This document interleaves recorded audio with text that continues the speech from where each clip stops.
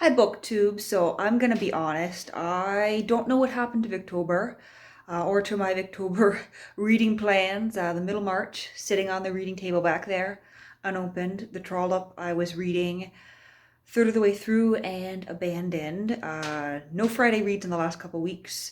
I did crack open the first volume of Proust's In Search of Lost Time, Swan's Way, to begin a reread of that. And that's about all I've read in the past two and a half, 3 weeks here.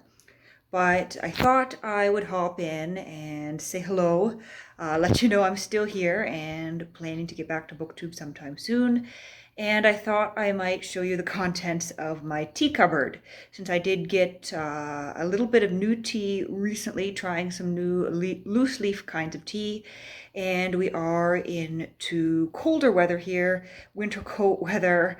First snow flurries flying in Ottawa this past week, and so it's certainly hot drink weather. So this is the tea. I've pulled out all the contents of my tea cupboard. I have your standard Tetley Orange Pico. Haven't been drinking so much of this. I was using it more in the summer when I was doing iced tea. That's sort of my emergency backup tea, or if I just want, something very classic and strong and familiar.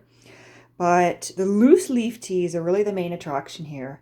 So recently I found this brand called the Great Canadian Tea Company, and I had initially tried their New York apple spice tea, which I absolutely love. There's great big hunks of dehydrated apple in this that make it taste absolutely delicious. And so I'd also purchased some Arctic raspberry black tea, which I've since gone through and that's gone. But I got a variety pack of some of their black teas last week. And I've tried this Lady Londonderry, which I quite like. As I said, a black tea. It's got black tea, lemon balm leaves, strawberry pieces, calendula, and sunflower petals. All natural flavors. Very nice black tea.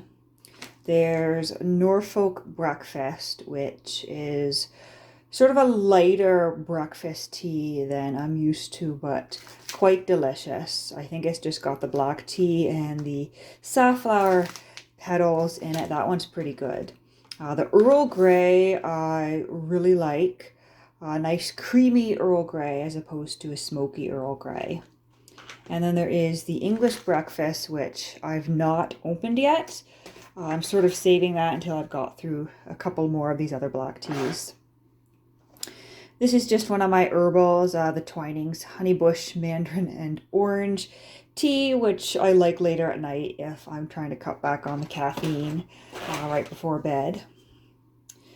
Then I've got this Hernia and Sons Victorian London Fog Tea that arrived a couple days ago. I've not opened the tin yet. Maybe I'll crack that open a little bit there. And a couple of bagged tea. So this is the Hernia and Sons Winter White Earl Grey. So this is an Earl Grey, but it's made with a white tea rather than a black tea, making it sort of a lighter version of Earl Grey. And it's good, but I don't think it's something I would buy again. I think I'm discovering I'm not much a fan of white teas. I do prefer the black teas.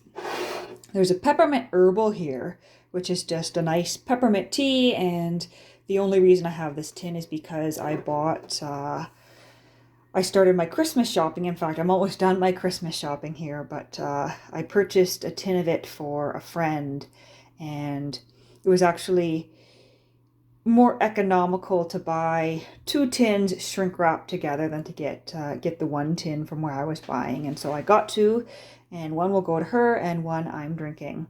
And then in my cupboard still, I just have this actually rather old tin of the Twinings Jasmine Green Tea, and there's a sticky note with my name on top because it was a gift from my grandmother last Christmas, so it's been kicking around a bit. Perhaps not the freshest tea, but still makes a pretty decent cup. And you might see in the back there's my Tim Hortons dark roast ground coffee that I make in my cute little coffee maker here. I like it because it takes both K-cups and there's a little basket for coffee grounds. But I'm certainly more of a tea drinker, but I do like a good cup of coffee now and then, especially first thing in the morning. And since this whole COVID thing, I sort of had to teach myself to make a decent cup of coffee at home because for the most part, when I wanted coffee, I bought it at the office, and it was sort of a semi-daily ritual around 9 or 10 a.m. in the office to get up from my desk, take a nice 10 to 15 minute walk, go down for a coffee with some cream, and wander my way back up and enjoy that coffee. And of course that little ritual is gone, but I do have the Tim Hortons dark roast here to make a new ritual out of. So that is my tea collection at the moment. Moving into the cold weather here, definitely hovering just below 0 in the last week or two. And so it's definitely tea weather. If you're a fan of tea, I would love to hear what your favorite tea is in the comments below, or if you've tried any of the ones I have in my cupboard. I would love to hear how you liked them. So this is just a video to let you know that I'm hanging in here. I'll be back with bookish content soon, but I hope you all had a wonderful Halloween, and I hope your November is wonderful.